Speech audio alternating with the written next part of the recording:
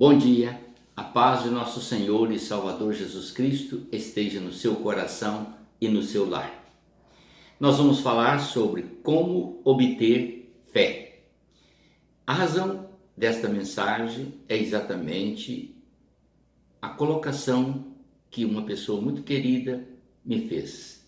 Eu não tenho fé, eu não consigo realmente ter a fé necessária para vencer as adversidades, os problemas que estão me afligindo. Ora, querido, nenhum ser humano tem.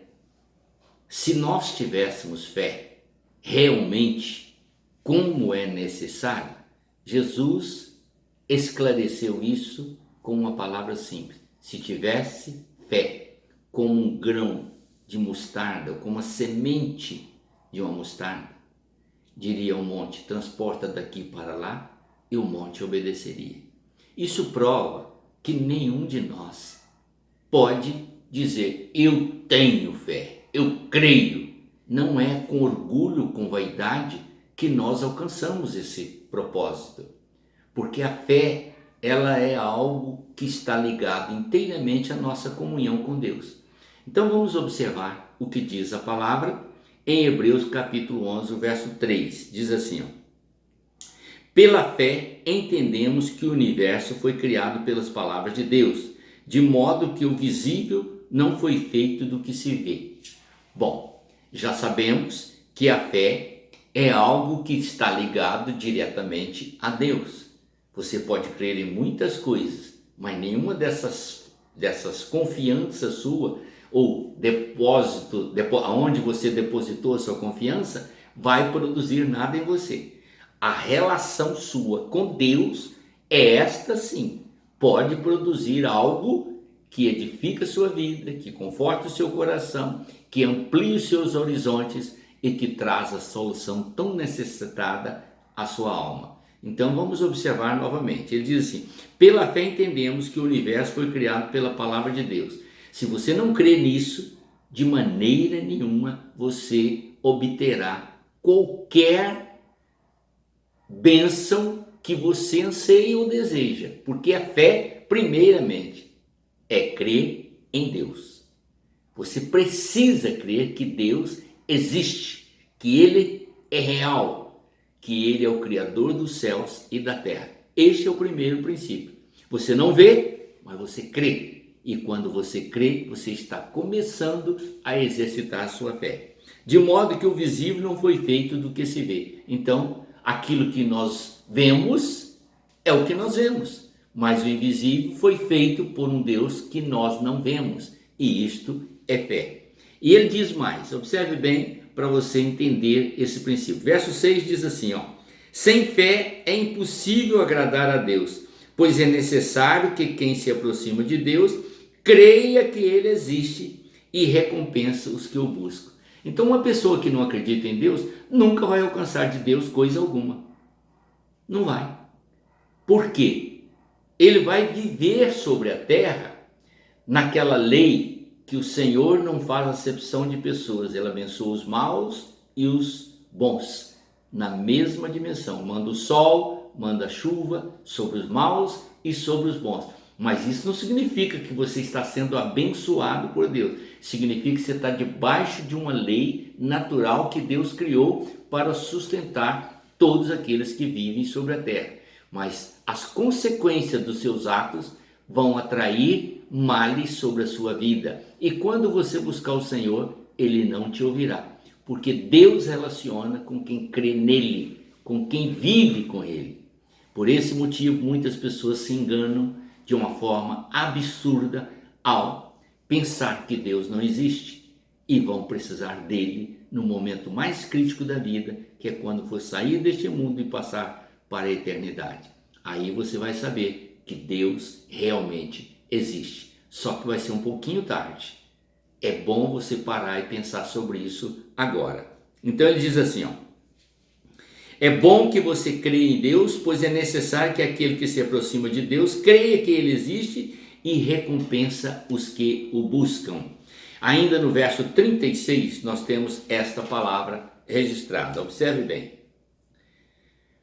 Diz assim,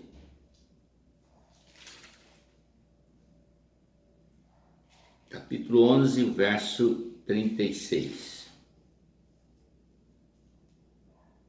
E outros experimentaram zombaria, espancamento, correntes e prisões, foram apedrejados e provados, cerrados ao meio, morreram ao fio da espada, andaram vestidos de pele de ovelha e de cabras, necessitados, aflitos e maltratados. Aqui está mostrando a você e a todos os leitores da palavra que todos aqueles que andaram com o Senhor pela fé passaram por lutas, por provações, perseguições, angústias, tristeza, até mesmo a morte, mas nunca desfaleceram na fé e foram vencedores.